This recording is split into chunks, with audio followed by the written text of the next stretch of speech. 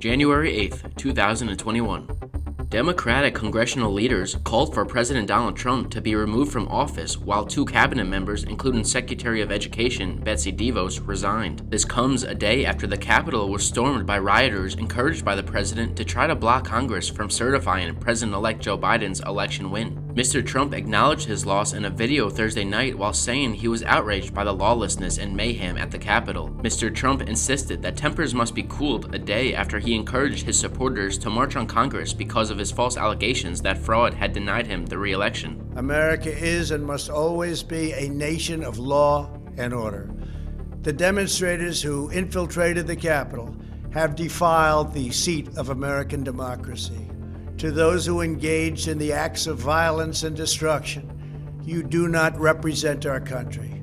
And to those who broke the law, you will pay. President Donald Trump has withdrawn his nomination of Chad Wolf to head the Department of Homeland Security, the White House announced Thursday. The move from the president comes less than 3 hours after Wolf, who was acting DHS secretary, urged Trump to strongly condemn the violence that unfolded at the U.S. Capitol. The White House denied that the withdrawal was linked to Wolf's response to the unrest that took place on Wednesday.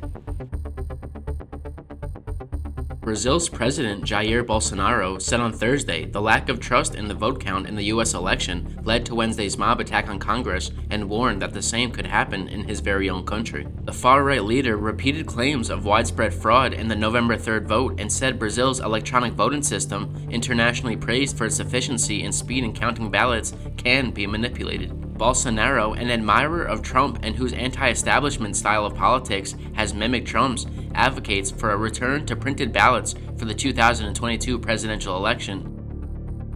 South Korea is mounting a diplomatic effort to free an oil tanker seized by Iran amid a dispute over frozen bank funds, the latest flare-up of tensions between Tehran and a U.S. ally. A South Korean delegation arrived in Tehran on Thursday, 3 days after the 9,797-ton oil tanker Hankook Hemi and its 20 crew members were detained. Tehran said the ship flouted environmental regulations, but Seoul disputes the claim.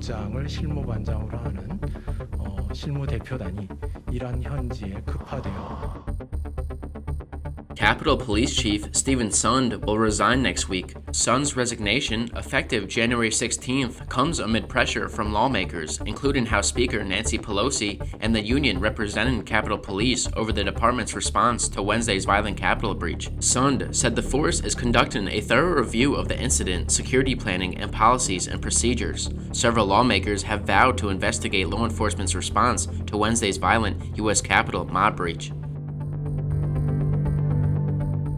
New York City is looking into legal options to challenge state vaccination rules that have left thousands of COVID-19 doses unused. Now that every eligible worker in the city's 11 public hospitals who wants to be vaccinated has received a shot, Mayor Bill de Blasio is pushing Governor Andrew Cuomo to give the city the freedom to expand eligibility for police, firefighters, correction officers, and people over the age of 75 to get inoculated.